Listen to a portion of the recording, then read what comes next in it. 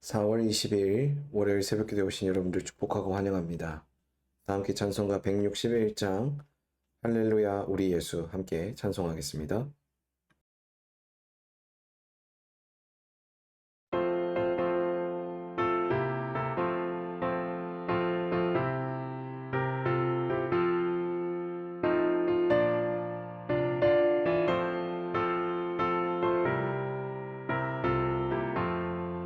할렐루야 우리 예수 부활 승천하셨네. 세상 사람 찬양하니 천사와 답하도다. 구주 예수 부활하사 사망 권세 이겼네. 구주 예수 부활하사 사망 권세 이겼네. 할렐루야 우리 예수 왕의 왕이 되시고 우리들의 주보 되신 성령 증거하시네. 구주 예수 부활하사 처음 열매 되셨네. 구주 예수 부활하사 처음 열매 되셨네.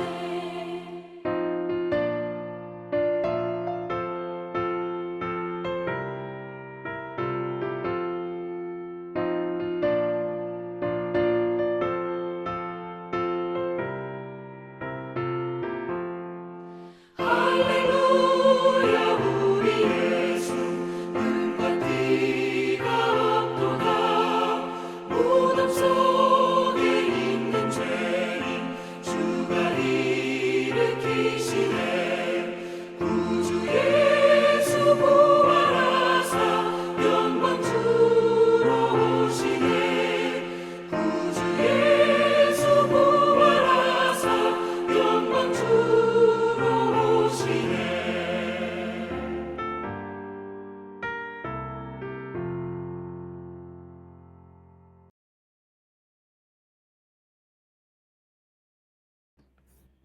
이 시간에는 공동의 기도 제목을 위해서 함께 기도하겠습니다.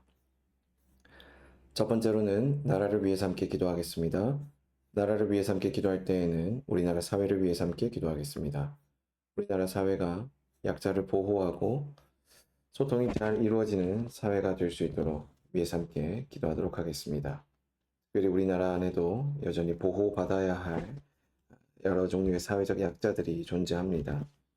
그 약자들이 예를 들자면 장애인, 여성, 또 청소년, 소년, 소녀, 가장, 외국인 노동자, 노약자 등 여러 종류의 형태로 존재하는데 이 약자들이 잘 보호받을 뿐만 아니라 배려와 존중이 있는 나라로 거듭날 수 있도록 위해서 기도해 주시고 이 사회가 또한 소통이 잘 이루어져서 세대와 지역과 갈등과 지역 간의 갈등과 또 이념과 또 성별을 뛰어넘는 소통이 잘 이루어지는 사회로 거듭날 수 있도록 위해서 함께 기도하도록 하겠습니다. 두 번째로는 국내외 선교를 위해서 함께 기도하겠습니다. 국내외 선교를 위해서 함께 기도할 때에는 아나톨레 성경연구 모임을 위해서 함께 기도하겠습니다. 아나톨레가 성경적 지도자를 잘 양성해가며 섬기시는 박영덕 목사님께서도 이를 위해 수고하실 때 힘과 능력과 지혜를 공급받아 잘 감당하시도록 또 위해서 함께 기도하겠습니다. 세 번째로는 삼성동안교회를 위해서 함께 기도하겠습니다. 삼성동안교회를 위해서 함께 기도할 때에는 목장 사역을 위해서 유아유치부를 위해서 함께 기도하겠습니다. 우리 교회가 현재 감당하고 있는 목장 사역 가운데 하나님의 말씀에 은혜가 넘칠 뿐만 아니라 VIP가 함께 초대되고 계속해서 잘 세워져가는 은혜가 넘치는 목장 되도록 위해서 기도해 주시고 이 목장을 통하여서 교회가 영혼 구원과 제자 삼는 일에 헌신하는 교회로 거듭날 수 있도록 또 위해서 함께 기도하겠습니다.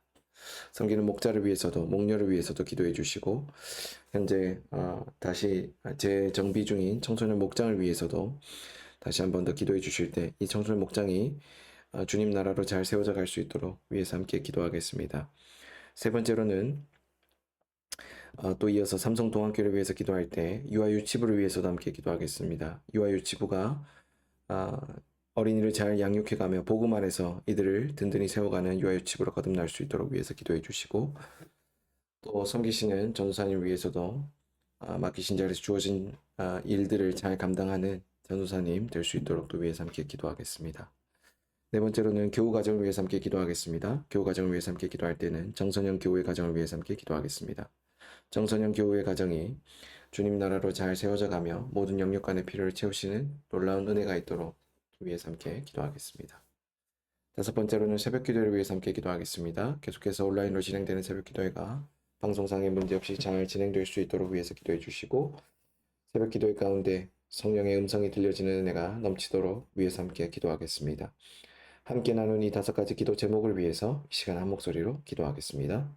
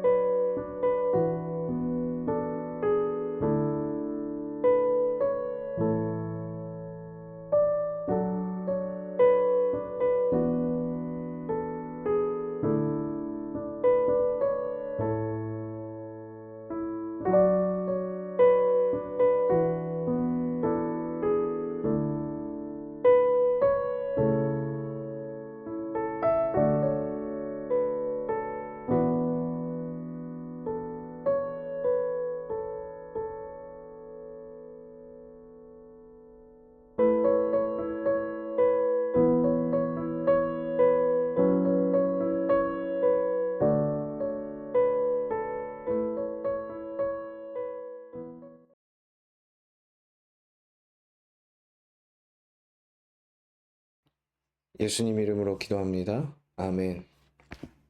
오늘 하나님께서 우리 모두에게 주신 말씀은 창세기 27장 36절에서 30절에서 46절까지의 말씀입니다. 창세기 27장 30절에서 46절까지의 말씀을 한 절씩 교독한 이후에 말씀 연회를 나누겠습니다. 이삭은 이렇게 야곱에게 축복하여 주었다. 야곱이 아버지 앞에서 막 물러나오는데 사냥하러 나갔던 그의 형 에서가 돌아왔다. 에서도 역시 별미를 만들어서 그것을 들고 자기 아버지 앞에 가서 말하였다. 아버지 일어나셔서 이 아들이 사냥하여 온 고기를 잡수시고 저에게 마음껏 축복하여 주시기 바랍니다. 그의 아버지 이삭이 그에게 물었다. 너는 누구냐? 에서가 대답하였다. 저는 아버지의 아들, 아버지의 맏아들 에서입니다. 이삭이 크게 충격받고서 부들부들 떨면서 말을 더듬었다. 그렇다면 내가 오기 전 나에게 사냥한 고기를 가져온 게 누구란 말이냐? 내가 오기 전에 내가 그것을 이미 다 먹고 그에게 축복하였으니 바로 그가 복을 받을 것이다. 아버지의 말을 들은 에서는 소리치며 울면서 아버지에게 애원하였다. 저에게 축복하여 주십시오. 아버지 저에게도 똑같이 복을 빌어 주십시오. 그러나 이삭이 말하였다. 너의 동생이 와서 나를 속이고 내가 받을 복을 가로챘구나. 에서가 말하였다. 그 녀석의 이름이 왜 야곱인지 이제야 알 것 같습니다. 그 녀석이 이번까지 2번이나 저를 속였습니다. 지난번에는 맏아들의 권리를 저에게서 빼앗았고 이번에는 제가 받을 복까지 빼앗아 갔습니다. 에서가 아버지에게 물었다. 저에게 주실 복을 하나도 남겨두지 않으셨습니까? 이삭이 에서에게 대답하였다. 나는 그가 너를 다스리도록 하였고 그의 모든 친척을 그에게 종으로 주었고 곡식과 새 포도주가 그에게서 떨어지지 않도록 하였다. 그러니 나의 아들아, 내가 너에게 무엇을 해줄 수 있겠느냐? 에서가 그의 아버지에게 말하였다. 아버지, 아버지께서 비실 수 있는 복이 어디 그 하나뿐입니까? 저에게도 복을 빌어 주십시오, 아버지. 이 말을 하면서 에서는 큰 소리로 울었다. 그의 아버지 이삭이 그에게 대답하였다. 내가 살 곳은 땅이 기름지지 않고 하늘에서 이슬도 내리지 않는 곳이다. 너는 칼을 의지하고 살 것이며 너의 아우를 섬길 것이다. 그러나 에서 힘을 기르면 너는 그가 내 목에 씌운 멍에를 부술 것이다. 에서는 아버지에게서 받을 축복을 야곱에게 빼앗긴 것 때문에 야곱에게 원한이 깊어갔다. 그는 혼자서 아버지를 곡할 날이 멀지 않았으니 때가 되면 동생 야곱을 죽이겠다 하고 마음을 먹었다. 리브가는 맏아들 에서가 하고 다니는 말을 전해 듣고는 작은 아들을 불러다가 놓고서 너의 형 에서가 너를 죽여서 한을 풀려고 한다. 그러니 나의 아들아 내가 시키는 대로 하여라. 이제 곧 하란에 계시는 라반 외삼촌에게로 가거라. 내 형의 분노가 풀릴 때까지 너는 얼마 동안 외삼촌 집에 머물러라. 내 형 분노가 풀리고 내가 형에게 한 일을 너의 형이 잊으면 거기를 떠나서 돌아오라고 전가를 보내마. 내가 어찌 하루에 자식을 둘이 다 잃겠느냐? 리브가가 이삭에게 말하였다. 나는 햇사람의 딸들 때문에 사는 게 아주 넌더리가 납니다. 야곱이 이 땅에 사는 사람들, 곧 사람들의 딸들, 곧 햇사람의 딸들 가운데서 아내를 맞아들인다고 하면 내가 살아있다고는 하지만 나에게 무슨 사는 재미가 있겠습니까? 아멘. 오늘 우리가 함께 읽은 창세기 27장 30절에서 46절까지의 말씀은 하나님께서 이 야곱의 어떤 특성을 잘 드러내 보이시면서 동시에 이 야곱이 에서로부터 장자권을 또 그 축복을 가로챈 이야기가 기록되어 있습니다. 야곱은 어떤 사람인가라고 볼 때 뒤꿈치를 잡는 사람, 또 속이는 사람이라고 하는 그런 이름의 뜻을 가진 사람입니다. 야곱이 이삭으로부터 축복을 받고 나가자마자 에서가 축복을 받기 위하여 이삭에게로 왔는데 마치다, 나가자, 곧이라는 그런 단어들이 등장하는 경우는 이 상황이 얼마나 그에게 긴박하게 돌아가고 있는지를 잘 보여줍니다. 이제 막 물러나갔다. 하나님께서 정말 이 과정 속에서 하나님의 의도가 잘 드러난다라고도 볼 수 있는데 하나님께서 의도적으로 이와 같은 상황을 허용하신 것입니다. 약간의 시차라도 있었다라면 반드시 이러한 문제가 생겼을 것입니다. 그가 이러한 축복을 받게 된 것은 사실 야곱이 민첩했기 때문도 또 에서가 둔했기 때문도 아닙니다. 하나님이 야곱을 선택하셔서 그가 야곱을 통하여 이루어 가실 하나님의 뜻을, 그분의 뜻을 분명히 세우셨기 때문이라고 볼 수 있죠. 우리도 마찬가지입니다. 하나님께서 하나님의 뜻을 정하셔서 그렇게 세워가실 때 우리는 할 수 있는 것이 사실상 아무것도 없습니다. 그저 하나님 정하신 그 뜻대로 우리는 끌려갈 뿐입니다. 야곱은 아버지와 형을 속입니다. 그의 행동 중에서 어떠한 것도 정당화될 수 없습니다. 그럼에도 불구하고 어째서 야곱이 축복을 받습니까? 하나님께서 그의 탄생 이전부터 그를 믿음의 후사로 세워주시기로 선택하셨기 때문입니다. 하나님의 택함, 하나님의 선택은 이와 같이 하나님의 주권의 행사이며 동시에 하나님께서 그분의 주권을 행사하시는 과정을 통해 하나님 그분의 주권은 반드시 신실하고 성실하게 성취된다는 것을 잘 보여줍니다. 에서와 야곱 사이에 존재하는 차이는 무엇으로부터 오는 것입니까? 장자와 차남, 바로 이와 같은 신분상의 차이, 또 직급상의 차이, 명분상의 차이가 분명히 존재했지만 그러나 하나님은 모든 특권을 에서에게서부터 야곱에게로 이전하십니다.